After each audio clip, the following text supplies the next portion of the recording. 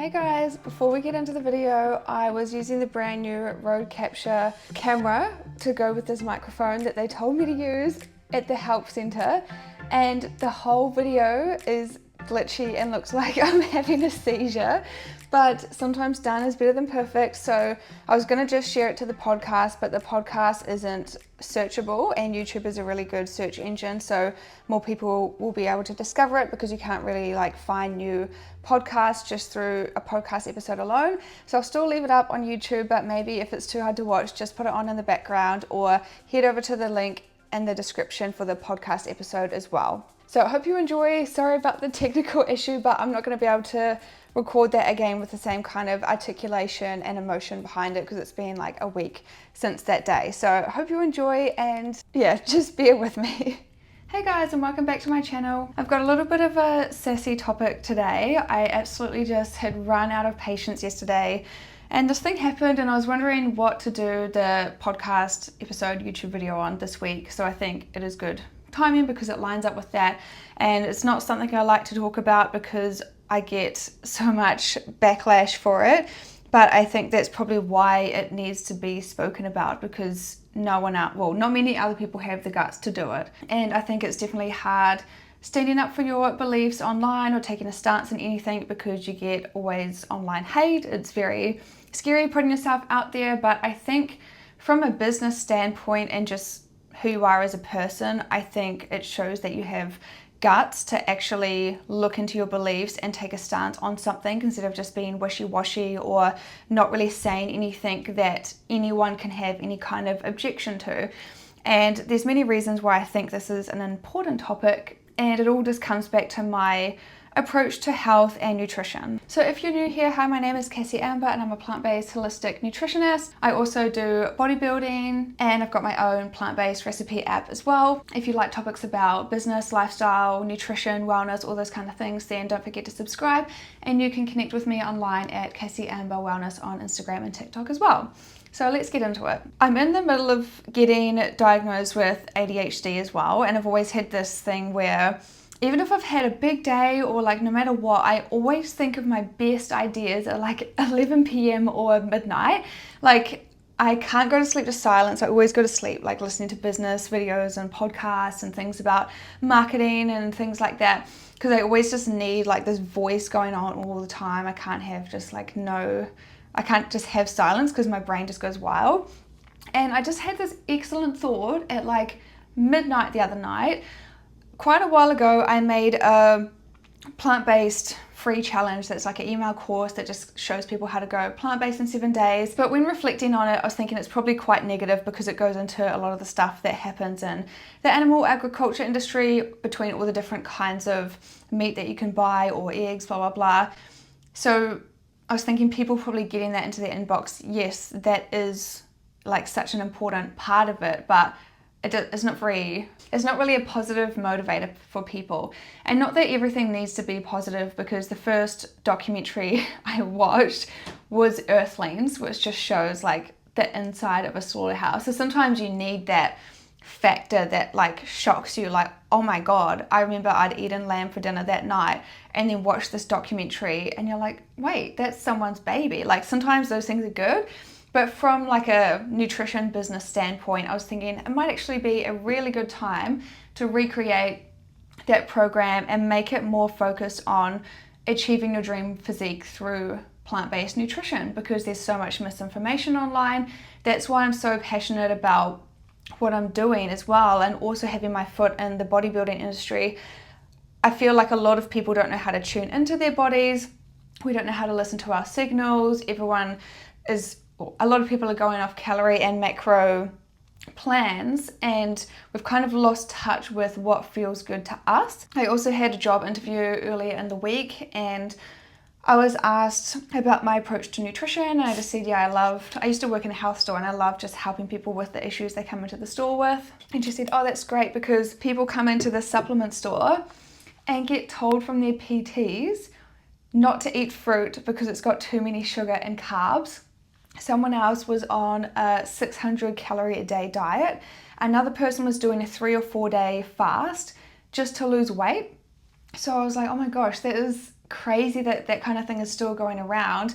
And coming from personal trainers as well who aren't even nutritionists, unless they have studied nutrition as well, they're not actually qualified to give nutrition advice. So they can give guidance around healthy eating. Yeah, like make sure you're getting enough fiber, and eating fruits and vegetables is like the staple. So even being told like the opposite of that is pretty crazy. But I'm really, really passionate about people taking a more feminine approach to their training and nutrition and leaning in and listening to the signals that their body is giving them. And I feel like also the whole stigma around vegan diet, back then I used to think as well, like, oh, I used to do these 800 people dinners and someone would ask what the vegetarian option is, and I would go back and I was thinking, why would someone order that? Like, why can't they just eat what's on their plate? And I always thought that would be like very pale and weak and stuff like that. And then when I eventually made the switch 6 years ago, like, I've been eating this way for so long and I've found an approach that works for me, and I just want to change the way people view it, because yeah, they think you're going to fade away, you're going to lose all your gains, and I just want to be this positive voice paving the way to show you can actually transform your physique, build muscle, do all these things and be able to stick to it long term. And I do believe that everyone's long term looks different because every body is different. And that's why it's quite an important thing to touch on. So what I decided yesterday, I woke up and I just had this idea and ran with it. I'm going to redo my 7-day plant-based course, and I'm going to post in some Facebook groups and ask people what's the number one thing they struggle with when it comes to achieving their physique goals or a body that they feel confident in. Is it lack of consistency? Is it lack of knowledge? Is it struggling to find the time or time management for gym or meal prep? Or is it confusion about all the information online? Like, what's the number one thing they struggle with, so I can get real data from real people and answer the questions in a free course. I'm not getting paid for that. And I was working all day. I ended up still going to the gym in the afternoon. And I was just on my computer, like typing flat out, like answering all these questions, coming up with all these possibilities that I could think of. And at night, well, when I was at the gym actually, I posted in this Facebook group, Auckland Vegans. And I'm from New Zealand. I lived in Auckland for, I think, 3 years before I came to Australia. This is where it all started for me. If you go back to the start of my YouTube channel, my first few videos, they're so old. I would go around to these little restaurants, and that was one of my first times sending out a proposal to a company. So we got a free lunch and I would interview different people in these restaurants and like rate the menu and things like that. So that just brings back such old memories of like where this journey began. It's like where I started this whole brand and business. That's where I was living when I was studying, and when I was first getting into influencing and online things and meeting other people in the industry. So then I posted in there just because I posted in like 6 groups, like Vegans of Australia, Auckland Vegans, just a couple of them like that. And then this lady commented, "Is this just market research, or are you an Auckland vegan?" So I was like, I used to live in New Zealand, but I'm in Gold Coast now. I just posted this in a few groups. And one man, he like spoke fine. He was like, oh, we just tried to save this group for people who are actually in the city, which is fair enough. He like wrote a nice enough comment. But the lady was like, well, I just looked on your profile and all I can see is promo posts. And it's kind of hard to navigate that kind of thing. You're not meant to post about your business in these groups. So I just replied, I said, I've never shared any links to anything. I haven't linked my business. I haven't direct messaged anyone that's commented on the post. I'm not doing anything bad. I'm literally just starting a conversation so I can get real data, post real answers, and it's not even for a paid product anyway. People can literally sign up for free when it's done. So I actually don't get anything out of this. I just want to help people in their journey. And then I was feeling quite fired up, and I kind of just took it out on the weights, and I was just running out of patience that day. And then at night time, I lost it. I was so exhausted from working all day. I actually cried when I was trying to cook dinner because I was too tired to even feed myself. I went to the supermarket to get this thing to make like a veggie mince thing with pasta, and then I was just laying on the ground in my boyfriend's office, just like too lethargic to even get up to cook the pasta and stuff like that. So I was just putting this English muffin in the toaster to just have toast for dinner because I'd worked that hard on something for free for people all day. And this man comes to me, well, this man comments on the post and he said, "Wow, I just clicked on her profile and everywhere it only says plant-based, not even vegan." And they were horrified. And I literally lost it. I put on my Instagram story, I actually swore, I was like, "Are you fucking kidding me?" And I was like, I'm the one out here teaching people how to do it. I've dedicated my life to show people how to go plant-based. Like, you're probably just waking up, going to your normal job and being annoying. I was very heated that day. And I literally just poured my heart and soul into something. It's only up to lesson 2. I've still got like a whole nother 1 or 2 days worth of work to do to get it finished. And I'm out there doing something for free, showing people how to go plant-based, how to make it better work for them, showing them what mistakes they might be making so they can feel more confident in themselves on this diet and this journey. But I'm not good enough for them because I'm not vegan, only plant-based. So I've talked about this on my channel before, and I just follow a 90 to 95% approach. That's what works for me. My favorite food is salmon, and I crave it around my time of the month. So every time, it's like clockwork. Even if I like forget that it's coming or something, I'll just suddenly have this craving, like I've got to get salmon from the supermarket next time. And then I buy a pack of 2, I cook it with rice for lunch, and I'm good. And then I don't even crave it again until the next month. So it's just what works for my body. It's something in the fat, and I have eaten backyard eggs before when I had hens. I've had them pretty much the whole time I've been in Australia across the different properties I've lived, but when I moved into town I got told like you can't really be applying for houses in the Gold Coast with the rental crisis with a Great Dane dog and 3 chickens. So I actually had to give them up for adoption. And I know the lady who I gave them to, she doesn't use them for food or anything like that. So she was making like a commune kind of thing. So my chickens are safe up there, but I didn't want to get new chickens until I knew that I was going to be stable, because if I had to move out of this house again, I don't want to put chickens up for adoption again, because you never know who's going to adopt them or what they're going to do, and they're my friends. So while I've lived here, I haven't eaten eggs because I don't want to buy them from the supermarket or anything like that. But I think it's finally time to put in an application with the rental agent. So that is actually a possibility because we've got quite a big backyard even though we live in town. So that is really good news. But that is just the approach that I've taken this whole time. It works for me. And when I tried to give up salmon that time, I don't know if I lasted like 2 months trying to be full vegan, and I just like went to the supermarket like, I need salmon, and it's like I was freaking out. I just had to like buy the pack, go home and cook it, and it just like satisfies something. And I'm sorry if you're vegan and you're watching this and it's like not nice for you to picture, but this is why I just take the stance that every body is different. A lot of people don't have those kind of cravings, so it's hard to put like one label on anything. And I don't think it's right to tell someone that they're wrong and to not listen to their body either if they are eating well in other ways and eating plant-based, blah blah blah, but there's like one thing that their body tells them on repeat every now and again. Like probably have it twice a month. It's not even often.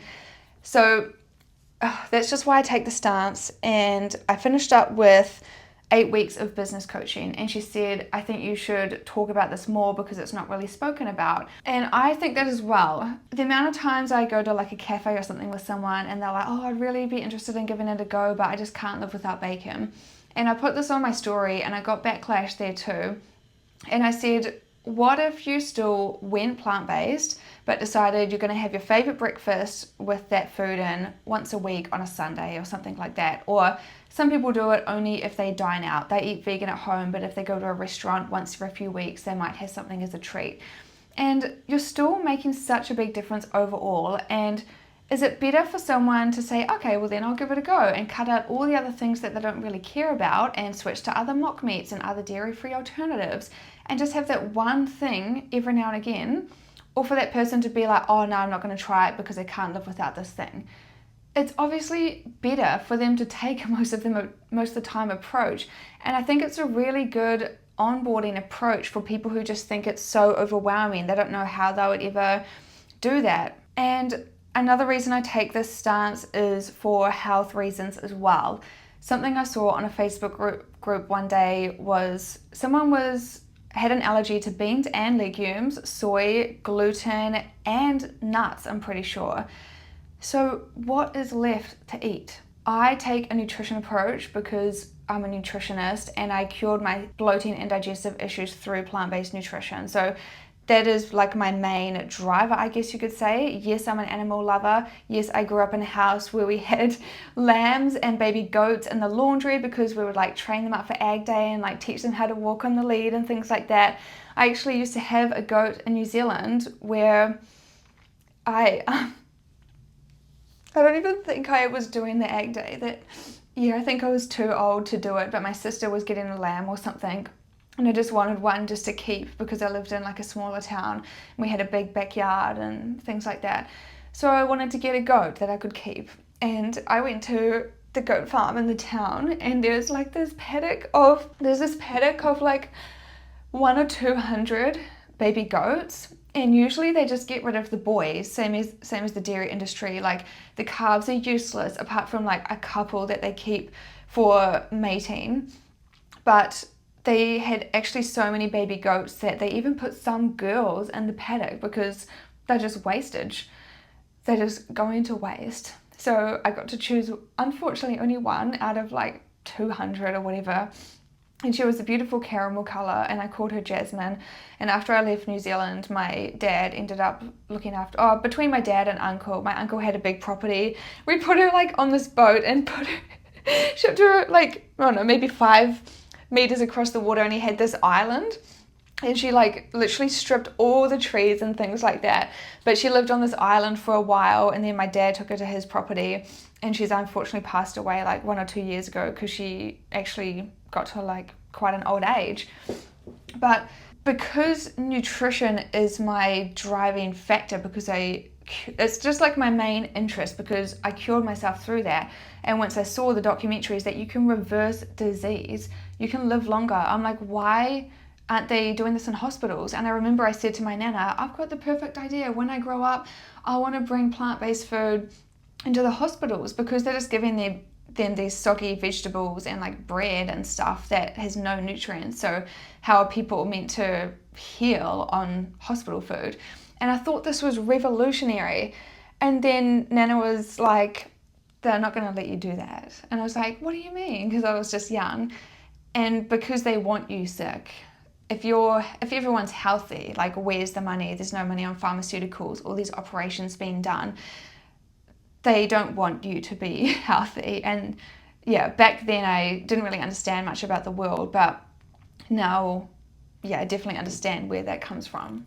So since nutrition is is what got me into it because I cured myself. So I'm just really interested in it because I guess there's so much information online. There's so many interesting different topics or things to go down, or like comparing vegan to keto. How come both of them were so popular if they're so opposite? I just like looking at, I guess, maybe the psychology of people or where people get things from. It's like such a vast topic, I guess you could say.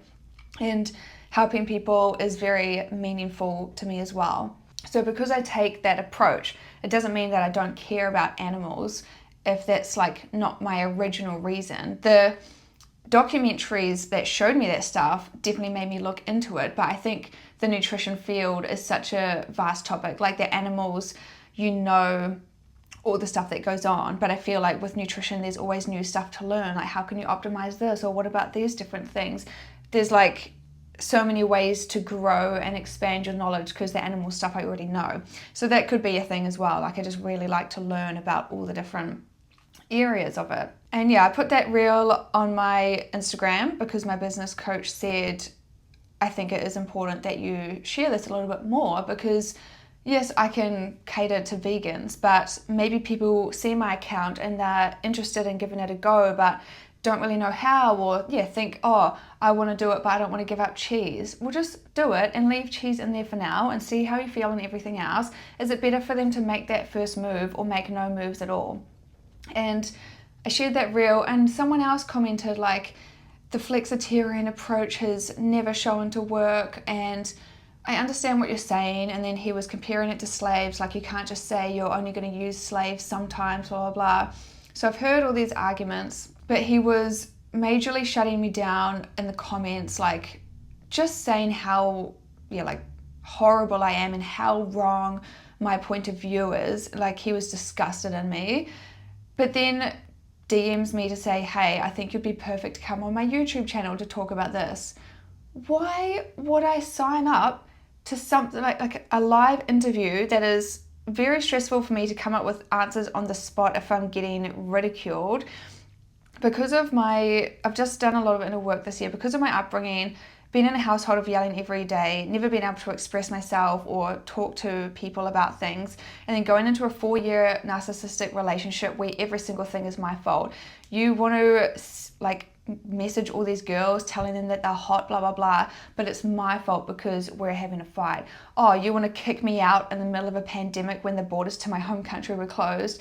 Oh, it's my fault because I'm stressed about my food truck. Like, I'm still learning how to communicate. So in a relationship or with any kind of scenario, if it's something that's quite touchy to talk on, I prefer to like write things down, or at least with YouTube videos as well. Like you can go back and edit it, or if you like feel stuck on what to say, you can like have a break and then think about it.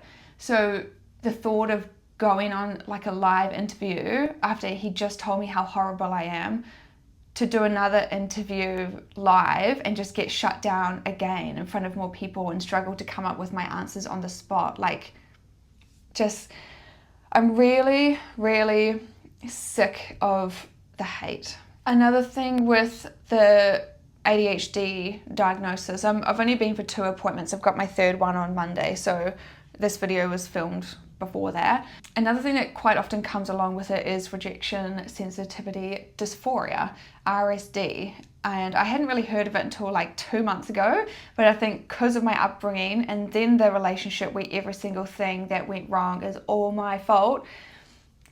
And then if I have that because of the ADHD as well, like it just means that any little thing, like you don't just brush it off. Like I guess for the average person, if someone commented that like, oh, I just saw on your profile, it's plant-based, not vegan, they'd be like, oh, well. But to me, I was like so offended. And I've been told things in the past and like held on to it for an entire year, like thinking about it nonstop, like, well, why would they say that, blah, blah, blah. So that's another thing I'm working through and trying to learn about, which may be why I'm like, may seem like I'm overreacting, or may just seem like over the top for something that might be small for someone else, because it could be actually related to my personality or a condition and be like a real thing that affects me more deeply than the average person. And before I go into the next part of the video, there are 2 people that I have in mind that also take this kind of stance towards the plant-based approach. One of them is Plant Strong dietitian, and she was vegan for however many years, but she posted something on her page about how she was going to start eating eggs again. And she said, sorry if this offends anyone, I just wanted to be transparent, as I think because of some food allergy she was struggling with like protein options kind of thing, and just wanted to, I don't know, she just thought that it would make her feel better. And I thought that was really good that she was so honest. And yes, some people were still hating on her in the comments, like there's no need for that, like how could you eat eggs and you're not even going to be vegan anymore, blah, blah, blah. But I thanked her. I was like, thank you for your transparency. I think it's important if we show people if we're not being perfect or something like that, because maybe someone else feels the same. And another dietitian, I just searched up her page today because she hasn't popped up for years. Instagram's so annoying how like you'll follow these people but like never see their profile if you stop engaging in it or something. Like I haven't actually seen any posts for so long. So I went on there this morning and straight away found something like a day of eating in my life as a predominantly plant-based dietitian kind of thing. And then someone posted in the comments it's so good that you speak about this because I eat the same, but I didn't really know how to label it because it's not vegan, but it's not vegetarian. So thank you for shedding light on it kind of thing. So it is helpful for people. There's like a gap in the market where people are taking this approach, but they're not really sure even what to call it, and they don't really know anyone else who's doing it, and they just said like, this is just what works for me and my family right now and what's sustainable for us, and that is totally fair. And I remember back when I first found that dietitian's profile, she just said like she loves following a plant-based approach, it makes her feel good, blah blah blah, but when she wanted to go and travel overseas, I think it was to Italy or something, she's like, why wouldn't I go and indulge in the pizza and have these things as this once in a lifetime opportunity? There's like certain occasions where she would want to indulge in something but not necessarily eat like that all the time.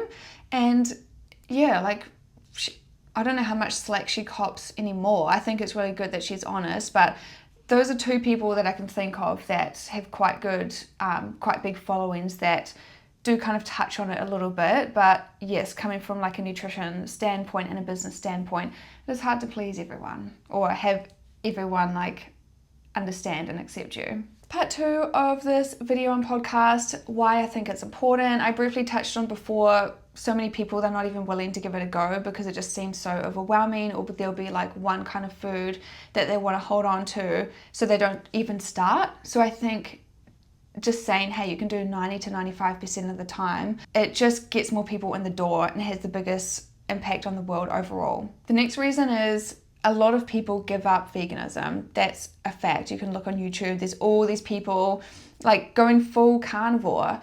So if there's not people talking about this approach, like the approach I kind of have is kind of like a Mediterranean style, but like without the dairy and milk and stuff. Like fish and eggs is an easy option because it's light to digest. Like everything kind of comes back to digestion for me as well. Like it's not a heavy as steak that like takes a lot for your body to break down. But if someone hasn't been eating animal products for a while, I had someone message me and she was like, hey, I'm not really feeling well, I'm thinking about incorporating eggs back into my diet again. From a nutrition standpoint, I want to support people with what is right for them. And because the community is so strict, like they feel like they don't really have anyone to come to, if they post something like that in the vegan Facebook groups, hey, I'm thinking about having eggs again because I'm not really feeling well, they'll be after you. Like I actually did like cry last night because it got to me so bad, but I want to be someone where people can come to me, and I always take the stance that you know what your body needs, you know what feels good, you know what you thrive off, and if something's not right, something's not right. First, if you're vegan, we can look at other things. Have you had a nutrient check in the last 6 months? Like, what vitamins are you taking? Are you taking your vitamins regularly? Like, I always forget, but try to do it like at least 5 nights a week or something. How's your exercise like? Are you even eating enough calories? Are you getting your nutrients from different sources, like switching up your veggies, blah, blah, blah, not just eating the same thing on repeat? There's so many things we can look at first before they even introduce that. But if all else fails, then if I just said, oh no, you can only come to me if you are a strict vegan, then I just want to be able to help people with where they're at. And everyone has different values around eggs and honey. Some of the vegans in the group do have chickens and do eat the eggs, which means they're not vegan, yes, because it comes from an animal. But the chickens are their friends, it's not causing harm, they're laying anyway. Yes, they say if you like take the eggs, then they might lay more. Like a lot of them are old, I guess you call it battery hens that they're just laying anyway because they've been bred for that. So if you're giving them a good home and it's there on the yard, like, yes, sometimes you can even give the eggs to your dog. Like I would collect the eggs and then give my dog an egg, and like she likes it. You can just do things like that, and it's just there already. So you can waste it or you can use it. Everyone has different opinions around it. They have different opinions around honey. Some of them are vegan, but they still have honey for whatever reason they want to. And then when people post these things, like, it's just like a competition of who's the most vegan. So with the whole thing with giving up veganism, if no one speaks about this approach, is it better for them to be like, oh, I'm not feeling good, I'm going to give up, and then just go back to eating full animal products 3 times a day like they did before? Or realize, hey, maybe I just choose 1 or 2 things that I want to have on occasion that thrives, like that their body is specifically suited to, because we all have a different makeup. We all absorb nutrients easier or not as easy as others. Like, we have different lifestyles. Some people aren't really prepared with food and their meal prep and making sure they've got the right kind of things to take to work for lunch or to have for dinners. Everybody's lifestyle and body is different, so we all handle it differently. So yeah, it's better for them to know that this exists, a 90% approach, instead of just going back to full how they were before and just giving up altogether or going carnivore. The next point is health reasons. As I said, absorption of nutrients, different lifestyles, different habits. Food is also a very cultural thing as well, so it can be hard in people's families to feel like they fit in. It can be quite a tough mental thing that they're going through. And yes, like, a lot of families can be understanding. You can take your own vegan dish, you can tell them about it, you can get them to try your food. But some people's families, like especially overseas where this is like what they eat. Maybe someone wants to eat vegan or plant-based like in general life, but if they have like a family Christmas or something like that, then they might have something that one of their family members has cooked, because it is a very cultural and social aspect of life. And the next one is, I've heard so many experiences just from my own friends or people online, but one of my friends has like a cabin. She was like living off-grid kind of thing. I went to stay there in New Zealand, and they're like the healthiest kind of people you can be. They go out to the beach all the time. They were like exfoliating with the sand. They didn't even really have much power out there. Like, even the kitchen was half outside, like it's got the nature coming in, and it's like a full outside cooker kind of thing. And they live their whole lives like that. They're so healthy, and they're not surrounded in all these phone towers and Wi-Fi and all that kind of thing. They're like as healthy as you can be. And she tried to go vegan for 4 or 5 months, and she just started to get really depressed and like more intense period pain, and just started to go downhill. And someone like that, we had this beautiful outdoor dinner once, and they eat so many veggies, all these different colors and whole foods and lots of organic things and homegrown things. Like, you actually can't get any better. And she was eating enough. And one night she was just struggling so much. Her partner, after she came home from work, he just gave her fish and eggs for dinner. And she said within a couple of hours, she just started to pick up. Like, it was just something in it that her body needed. So I can't say to someone like that, who is as healthy, like they're so healthy and were doing everything perfectly, I can't say, oh no, you're wrong, like you shouldn't have done that, and the full vegan approach is right for you no matter what, and you're wrong if you give it up, or you're a horrible person if you give it up, because this is their experience. So I can't tell them it's wrong or anything. It's their experience and the proof that they had that just taking a most of the time approach works for them.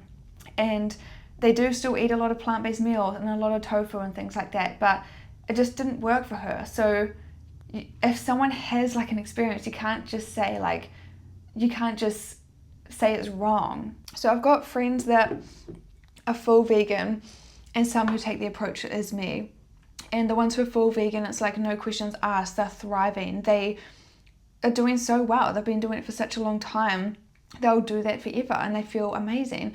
And some people just want to do this approach because, yeah, their makeup is different. So that's the part of that category of why I feel it's important, and someone needs to talk about it because not many people are.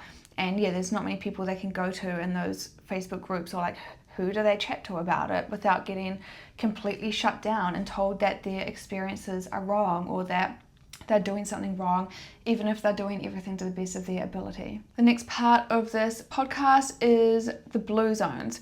This is what my studies were focused on.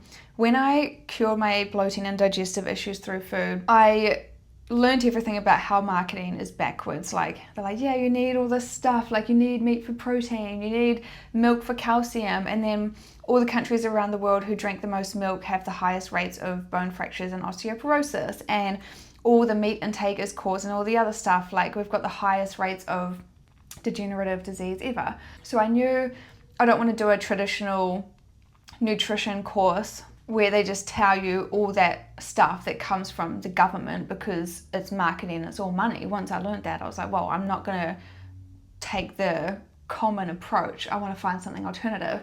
So I studied with a company called AFPA. It's in America, but it was like an online course. And they gave us these books all about like the China study and things like that. And the whole approach I learned from was the blue zones. So I do have a blog post on this breaking down their diets and their different main ingredients that they eat. So these are the places around the world who live to often 100 years or older with the least amount of disease. So the lowest rates of obesity, cancer, heart disease, and diabetes. So not all of them are full vegan. Some of them choose to be. I think it was the Loma Linda, the people in Loma Linda. And some of them just do a 90% approach. So in the Okinawas, they might have some pork, but it will be for someone's birthday, or say in the Western culture, like especially in America, like they'll have like a huge slab of steak and like a tiny salad like this. That's like the gross salad. They don't even eat it at the restaurants because it's like they don't know how to make salad. So what they do is it's more like a giant soup with all these legumes and things like that, and lots of soy, lots of tofu, and they might just sprinkle some meat on top for flavoring or something. So things can come down to portions and amounts as well, and that was a huge takeaway I had from that course. It doesn't necessarily mean this is the exact way you need to eat, because those people are utilizing the foods that are surrounded in them in those areas. They live on rocky terrain. The community is a big aspect as to why they live so long as well. And like some of them might eat more fish than others because they actually go off the cliff and fish right there, but the other ones would be utilizing the different kind of vegetables that are grown in that area or the different kinds of meat that is around. But like portion and how you're building the plate is huge. I love this approach because it allows for some variables for people to kind of do what they want and make the choices that's right for them. And it's obviously working because they live to 100 years and older. And there's so many things like in the Western world, like I obviously don't follow that thing perfectly. I eat so much air fryer vegan chicken that like still has oils and things added to it and some additives that like obviously they're not eating processed things over there. So I'm not even like following that thing to the exact T, if that makes sense, but I think it's a really good guideline to follow. Like just eat plants most of the time, make it work for you. The final part 4 to this podcast is, yeah, if someone's not a perfect vegan, I don't want to not welcome them into my nutrition business. Or say if I've got a vegan client and something isn't right, like they've been doing it for a long time and they just know within themselves something's not right, I don't want them to feel like they can't come to me or like they still have to stick to the plan because this is just the rule. I want people to be able to come to me with the problems that they're having so we can look into what solution, what nutrients do we need to check for, what things can we look into. And I don't just work with vegans. Some people are families who eat like normal New Zealand or Australian diets, like meat and veg at night, blah, blah, blah. But they're kind of interested in giving it a go. So maybe with my plant powered app or with a meal guide that I give them, it will have kind of a mix of both. So say if a meal has chicken, if they want to have the vegan option, they can have some kind of vegan chicken or seitan, or if they don't like mock meat, they can use tofu. And I really think we should be just welcoming people at whatever stage of the journey they're on and not criticizing them or kicking them out of groups for not being good enough or not being perfect, because there really is no perfect vegan. Even if you're trying hard, things happen. Everyone has different beliefs. As I said earlier about the honey thing and the eggs thing, it doesn't mean like if they just do a most of the time approach or like 95% approach, it's still like not very nice to say like, oh well, they shouldn't be part of this and they can't have conversations with people or learn more about other things or contribute recipes or make connections. It doesn't mean that they're a horrible person if they are not 100% perfect. And I think that's what puts a lot of people off even doing this, because yeah, it's very you don't want to get hate from anyone, and it's very easy to have people turn on you. So I think we should think about like how we can bring people into this world in an uplifting way. There's such a stigma around it, which is why people don't want to be like seen in front of others, like, oh, are you choosing the vegan option? Are you vegan? There's like such a bad stigma.